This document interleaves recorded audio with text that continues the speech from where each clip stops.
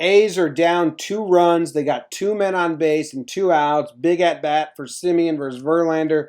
2-2 count. They go breaking ball outside, and he floats it down the right. And Reddick can't come up with the play, and we got mixed reports out here. And we got a bullpen catcher saying foul, fans saying fair. They called it foul. Let's go to the replay. They're going to the replay.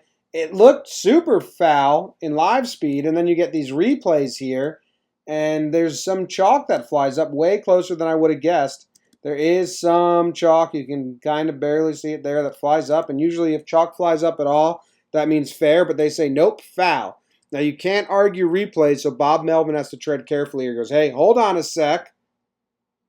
How do they call it? I'm just asking. It hits the line, the chalk flies up. I don't understand. The ball hits the line, and the chalk flies up. And they call it. He goes, Bob, you know, this fucking bullshit. All right, I'm just giving my piece. This fucking asshole just waved me off. I'll go. I'll go. Doesn't get ejected. Good job, Bob. Semien later in the at-bat grounds out. Threat over. Whatever they thought they could get done doesn't happen, and Semien's pissed now. Fuck. I think it's something like the ball dropped in, didn't go foul. You fucked me. Yelled a bunch more, and finally the field ump tosses him. He says, I'm not just going to let you yell at me anymore. He kept saying stuff off camera. Now Bob Melvin's saying, I told you how many times. I told him, Bob Melvin says, that's fucking bullshit.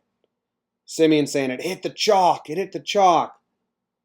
So there you go. Bob Melvin did not get ejected, though. Good for Bob. He's been ejected a couple times already this season.